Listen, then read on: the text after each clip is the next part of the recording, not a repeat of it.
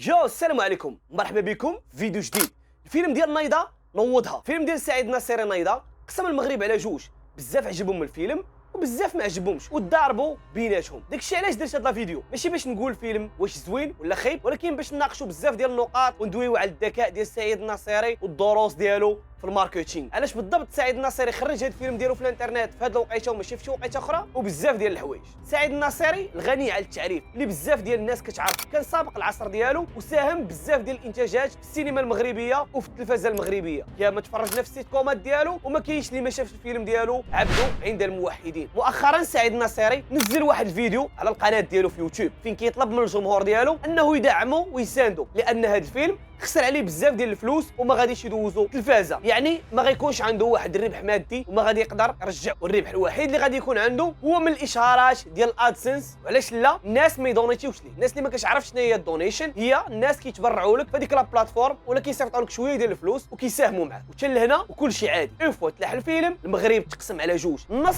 كان عاجبو الفيلم وعاجباه القصه وكيقول بلي انه كيقيس المغرب وكيقيس الشريحه ديال المغاربه، وناضو كيبارطاجيو وكيقولوا علاش ما كنشوفوش اعمال بحال ديال سعيد الناصري وعلاش هاد الاعمال ما كتدعمش وزيد وزيد، وناضو كيدافعوا. وهنا بانت واحد الفرق اخرى اللي كتقول لك على ان هذا الفيلم ما فيش معايير سينمائيه وان القصه ولا السيناريو ديجا دار في فيلم مصري ديال عادل امام. السينما كتعتبر صناعه واخا في الفن وعندها القواعد ديالها، وحنا ما غاديش نتعمقوا في لو كوتي سينماتوغرافيك وما غاديش نناقشوا هذا الشيء، ولكن غادي نناقشوا الذكاء ديال سعيد الناصري. سعيد الناصري كيتعتبر من اذكى الفنانين. علاش؟ لان باش دير واحد الفيلم كيطلب لك ميزانيه كبيره، واللي اكبر من الميزانيه باش دير فيلم هو باش انك تروج ليه وتسوقه، لان بزاف ديال الاعمال كانت واعره وما سمعناش عليها، داكشي علاش ما شفناهاش. البروباغندا اللي دار سعيد الناصري الفيلم ديالو، اون فوا نزل الفيلم كاع لي باج كيدويو عليه سواء في انستغرام سواء في فيسبوك، فين ما دخلتي كتسمع على فيلم نايضه. بلا ما ندويو على الصحافه ولي زانفلونسور اللي خرجوا كيدويو على هذا الموضوع. وانا كنسجل هذا الفيديو حاليا وصل اكثر من 10 مليون مشاهده، وهنا فين بان الذكاء ديال سعيد الناصري اللي هو في الماركتينغ. عرف كيدير يماركيتي هذا لو برودوي ديالو واستغل هذا البوز اللي دار الفيلم ديالو باش انه يروج للفيلم الجاي. فنان ذكي في هذه الوقيته في العام